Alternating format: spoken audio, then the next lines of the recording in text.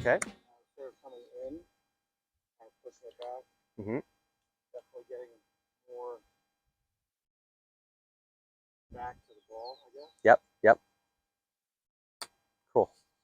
And when you, like I think we talked about this the other day, when you miss greens, is it because it's contact, so it's short, or is it good contact, but it just curves to the left and right? Curving, pull it left, yank it left. Okay. Especially in par 3 for some reason, like with a 8-iron. Okay. It's like sometimes. So then I overcompensate and then push it. Yeah. Okay. That's where the consistency part is, or lack of. Totally. Yeah. Yeah.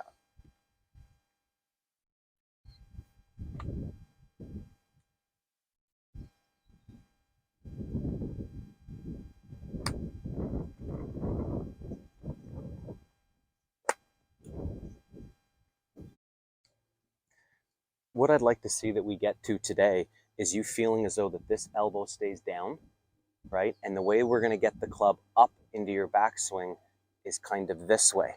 So I want to try and get your hands above this elbow sooner. And if this elbow goes high, it starts to go around you. So like here's my shirt seam. You can use my zipper for example here. If my elbow gets too far behind me that way, I don't have like a proper leverage on the club. I'm never going to get this thing to kind of go like that and smash down into the ground. It's over here, and the only thing we can do is push. So when the arm is pushing on this thing coming down and you have a good pivot so it's turning through, that's why it gets all the way up here like this. So today's kind of idea to start with is to feel as though that we get the elbow to stay down, not have the shoulder pull around this way, down like that, and I want to see that the hands can get up with this staying lower, especially in the downswing. The downswing is going to be the biggest part, trying to get the right elbow under or lower than the left elbow. Step one, right? From your view, it kind of looks like even, right? Hands and elbow at the same spot. And then from here, if we can feel like you take it up and drive that elbow lower than the left arm. But if we have the other way, right, where that elbow's higher than this one, it's a lot of push down into the ground without a lot of, like, we don't get that wrist to be able to like snap, or you can't load it and use it. So elbow down, hands higher than your elbow, then elbow, right elbow under left. Better ground, better hit into the ball. Let me see you do that.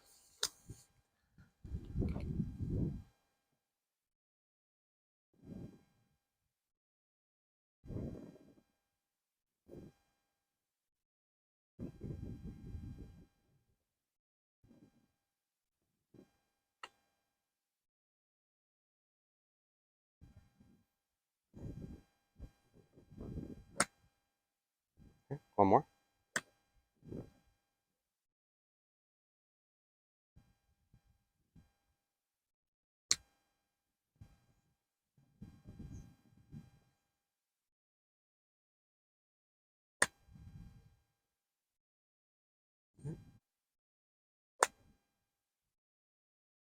So step one, take it back, stop.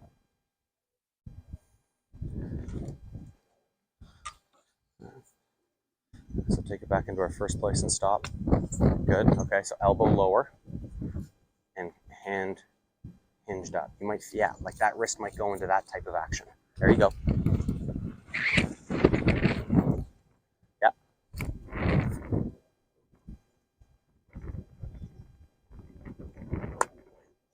That was really good. I don't want to feel as though that I'm powering my arms in the direction of the target. I want to feel like my direction is down here. Now, because your intention is to go that way, right? If your intention is to go to the target, you've got a lot of body motion in this direction, which is what we need, 100%. But we don't need the club to speed up in that direction. We need the club to speed up into the ground. So if we can get here, I want you to feel that the only direction that you're giving your arms and the golf club is down into the ground. Right? And if we keep turning and you keep standing the way that you do, it's going to look like this. Right? The way that my arms go toward the target and look like they've moved all the way into the finish is because we've done this with our body. But if your arms are going from here and powering themselves that way, That's pulling the club away from the ground. So, you know, the fastest or hardest thing that we can do in this plane of motion is the wood chopper, right? So if I start here, this is the motion of my arms, like up over my trail shoulder and down into the ground. But because I've turned, now it's over here. So if I didn't turn and I did the right arm work, that's what it would look like. Okay, let's add a little turn, a little more turn, a little more turn. But I don't want to feel like my arm speed has that direction to it. It's this direction. Okay.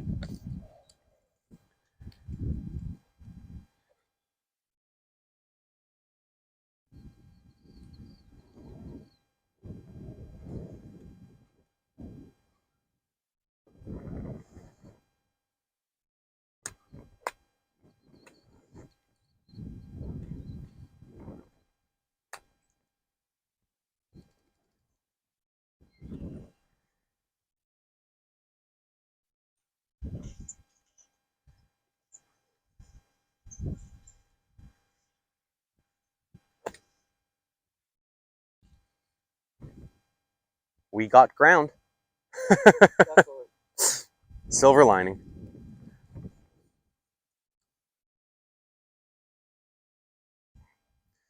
Now, the other thing we could talk about, and this might be a bit of a bigger change, is feeling that the glove turns this way more in your grip. So, you know, like Golf Digest calls it like weak, neutral, and strong. I call it not very good, still not very good, and that's the only way we can play golf. So if you feel as though that you can see a little bit of that logo and feel that the thumb passes this index finger by stretching down a little bit more, that's going to give you a little more leverage for that wood chopper deal. Okay.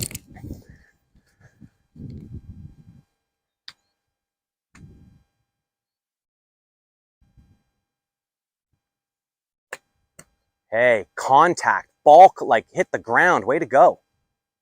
So, like I mentioned before, I think that the hardest thing is getting through the first hour with all the stuff.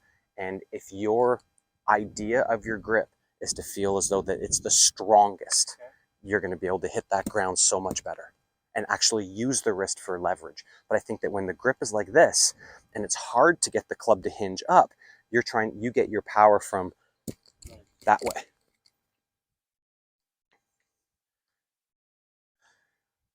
So key 1, strong grip. Key 2, take it back and stop. Hands up, elbow down. Oh, way to go. Now it feels like you're bending, right? Yeah. I don't care. Okay, now that gets to the wrist. Flat wrist? Think flat wrist? No? No, the opposite of flat. Yeah, there you go.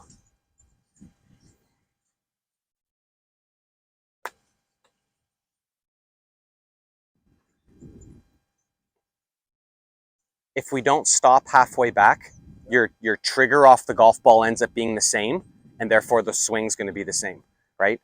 If you do the same thing to start an action, the brain's like, hey, I've done this before, normal path. Like you just kind of black out and do the normal thing. And I want it to be conscious, so we're going to stop right here, regroup, and start from there.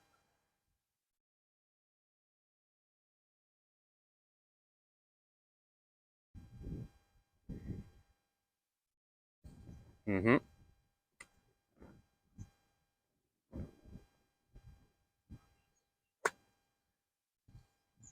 So I'm okay with it being a touch heavy at the moment simply because we haven't got to the ground yet. But those divots are pretty good. If you notice, those divots start very square, right? Like you've got the whole golf club coming into the ball here. Like, so things are looking good.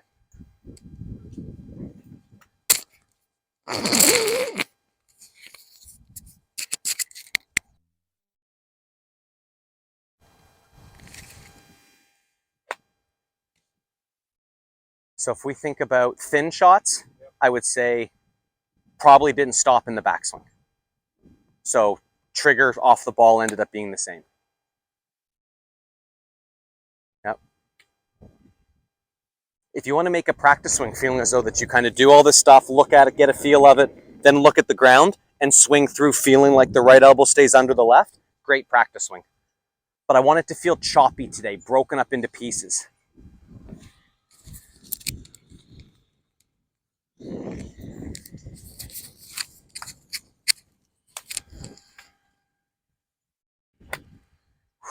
We're getting there.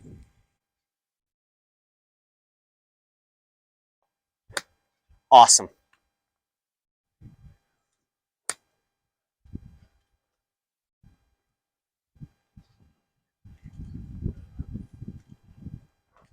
So let's do the takeaway. Hands down, but club head up. Hold it there, and then start. Then continue from that spot. There, good. Look at the ball. Take it up and hit it.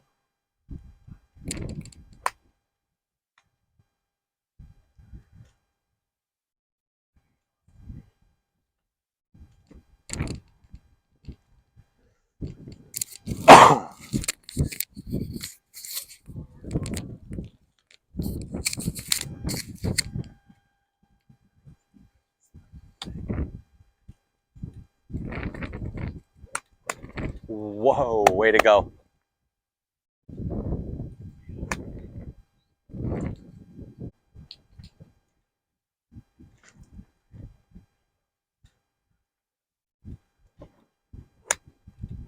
Awesome.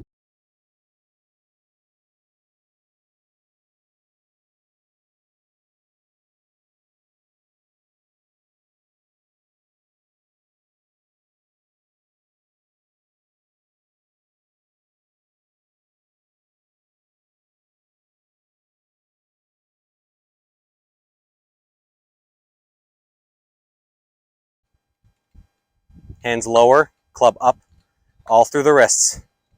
No, get the club vertical. Yeah. One more time. Hands down. Yes, that one.